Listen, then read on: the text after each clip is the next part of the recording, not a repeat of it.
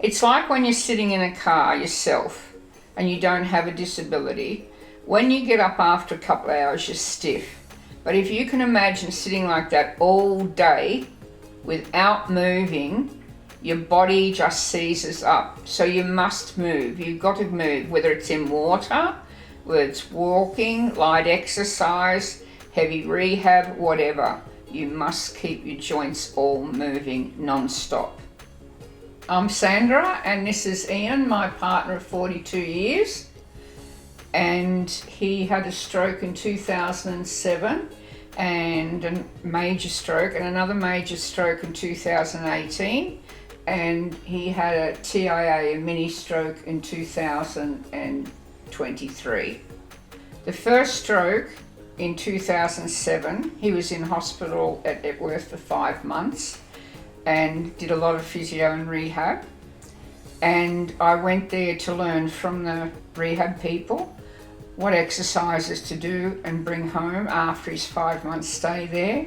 And we continued those exercises all the time. We've never stopped. The second stroke in 2018 was a major, and he had another massive stroke. Again, went to rehab, and then we continued exercises on again after that. At least 3 to 4 days a week, rehab exercises that I've learnt from, I don't know, half a dozen rehab centres. And I always bring home a written and documented drawings of what those exercises should be and what they are for. And then the third stroke in 2023, the smaller stroke, he ended up in the Brunswick Hospital.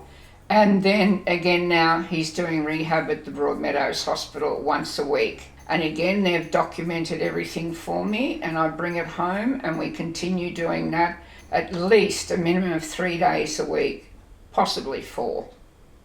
Otherwise, he wouldn't be able to walk, but the exercises have helped him continue to walk. Although it's not the best, he's still able to get around. I did suffer in the 3 strokes, and if it hadn't been for Sandra with a follow-up, I wouldn't be where I am now.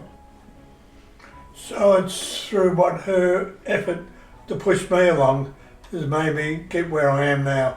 So I'm really thankful to whatever Sandra's done. But he's a good worker. He's a hard worker. He doesn't give up on the exercises, and all the hospitals and rehab people tell me, even the other day, Ian's a hard worker. You have to be diligent, you have to be determined, and you have to know why you want to get back up and keep moving. You've got to have a goal, a reason. And my reason is to get back to where I was in the first place. That's my main reason. Or to get back to walking better with, than what you were, yeah. We know we'll never run. We know that.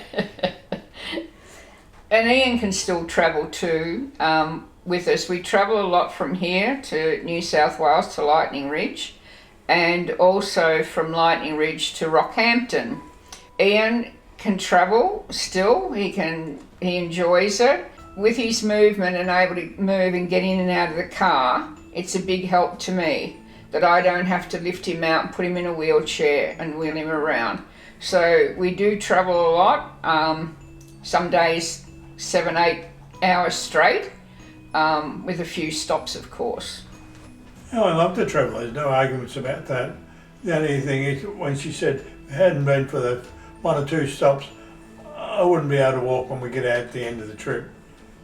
She makes sure I rest my legs every hour or two, a couple of hours. Every couple of hours he has to get up, even if he stands, because otherwise they stiffen up. That's why it's important to keep moving.